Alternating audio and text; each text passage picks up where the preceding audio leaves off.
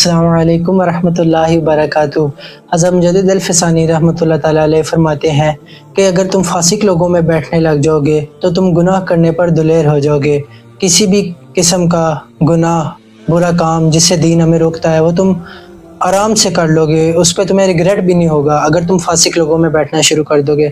اگر تم بچوں میں بیٹھو گے تو تم غیر سنجیدہ ہو جاؤ گے، بچوں والے کام کرنے لگ جاؤ گے، ہوگے تو بڑے، علم تو بہت ہوگا لیکن غیر سنجیدہ کام کرو گے۔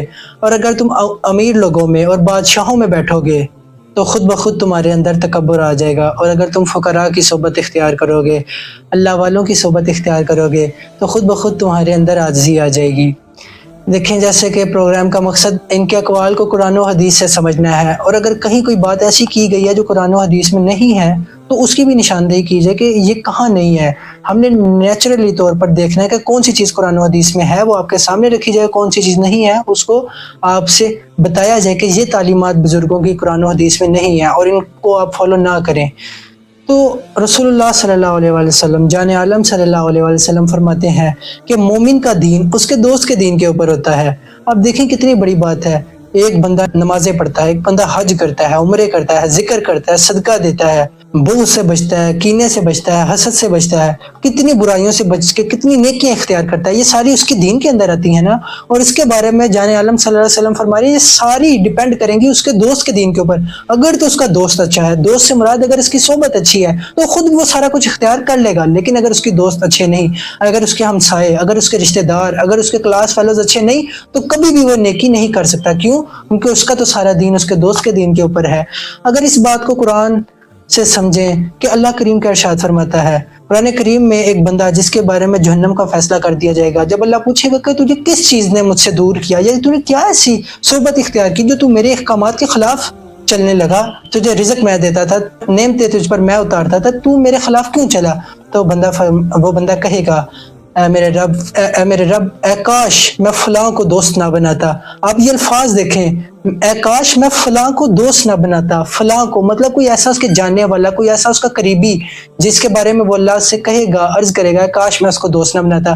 اس کی بری عادتوں نے، اس کے برے خیالات نے مجھے اس چیز پر قائل کر دیا کہ جو برائی وہ کرتا ہے وہ بھی میں بھی کروں۔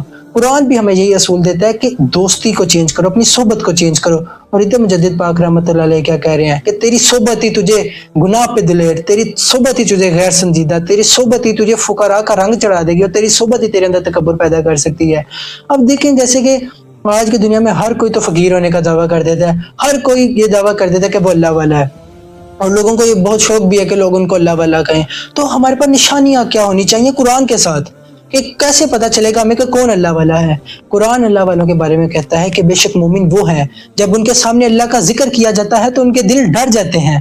اللہ کا ذکر کیا ہے؟ اللہ کا ذکر جب یہ نہیں کہ اللہ جب ہو رہی ہو، نہیں، جب اللہ کا نام، رسول اللہ صلی اللہ علیہ وسلم کی کوئی بات بھی ان کو سنا دی جاتی ہے تو ان کے دل ڈر جاتے ہیں۔ ان کے اندر کیا بتایا ہمیں؟ عاجزی کا ایلیمنٹ ہوتا ہے، وہ اپنے گناہوں کو فوراً دیکھتے ہیں، بلکہ نہ کہ دعوے کرتے ہیں کہ ہم تجھے بھی جنت دلوا دیں گے، تجھے بھی یہ کر دیں گے، ہم تو بخشے ہیں۔ ان کو اپنی بخشش کی فکر ہوتی ہے، وہ اپنے اسٹوڈنٹس، اپنے فالوورز کو بھی یہی کہتے ہیں کہ بھائی اپنی قبر کا انتظام کرو۔ تو ہمیں کیا پہلی نشانی ملی کہ جو اللہ والے وہ ہوتے ہیں، مومن کامل ایمان والے وہ ہوتے ہیں کہ جب ان کے سامنے اللہ کا ذکر کیا جاتا ہے، اللہ کی آیتیں پڑھی جاتی ہیں تو ان کے دل ڈر جاتے ہیں۔ اور دوسری نشانی قرآن میں ہی جو آگے بتائی گئی وہ یہ تھی کہ جب ان کے سامنے قرآن کی آیات پڑھی جاتی ہیں تو ان کا ایمان اور بڑھ جاتا ہے۔ اب پہلے سمجھا جائے کہ ایمان کیا ہوتا ہے۔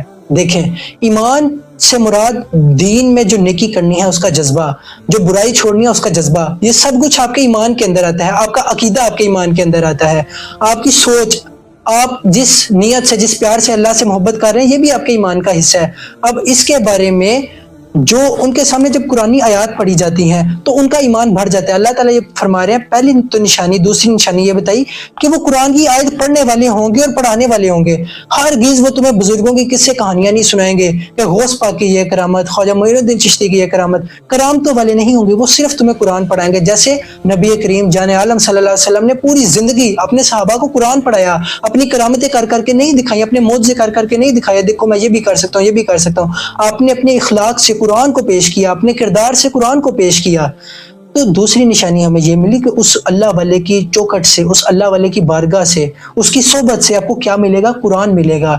تو امید کرتا ہوں آپ کو یہ صحبت کا کنسیپٹ سمجھ آیا ہوگا کہ آپ جیسی بھی صحبت اختیار کریں گے، اگر آپ ایسے لوگوں میں بیٹھنے لگ جائیں جو بلینئر ہیں، آپ کو خود بخود ویسے خیالات آئیں گے، یار میں بھی یہ کر سکتا ہوں، آپ کو وہ چیز آسان لگنے لگ جائے گی۔ بٹ آپ جیسے ایک یہ بھی انگلش کوٹ ہے کہ ایک آدمی اس کی صحبت سے پہچانا جاتا ہے۔ اور ہم کیوں ان چیزوں کی طرف جائیں جب ہمارے نبی کریم صلی اللہ علیہ وسلم نے ہی اتنی دیر پہلے بتا دیا کہ مومن کا دین اس کے دوست کے دین کے اوپر ہے۔ مطلب اس کا دین ڈگمگ، اگر تو اس کا دوست نہیں اچھا، اگر اس کے دوست کی صحبت، دوست سے مراد ارد گرد، اگر وہ نہیں صحیح تو سمجھے اس کا دین بھی ڈگمگا رہا ہے، کسی بھی ٹائم اس کا دین پھسل سکتا ہے، ہو سکتا ہے وہ نمازیں چھوڑ دے، ہو سکتا ہے اللہ کی یاد سے اب وہ اللہ کی یاد میں نہ آیا کرے، اللہ کا ذکر نہ کیا کرے۔ کیوں؟ کیونکہ اس کی صحبت اب چینج ہو گئی ہے۔ تو اس لیے اپنے صحبتوں کو بدلیں، ایسے لوگوں میں بیٹھیں جو قرآن پڑھتے ہوں، جو قرآن سمجھتے ہوں، قرآن پہ غور و فکر کرتے ہوں، اور یہی نشانی ہے اللہ والوں کی۔ اللہ تعالیٰ سے دعا ہے اللہ تعالیٰ میں مجدد پاک کا خوبصورت کوٹ سمجھنے کی اور اس پر عمل بھی کرنے کی توفیق عطا فرمائے۔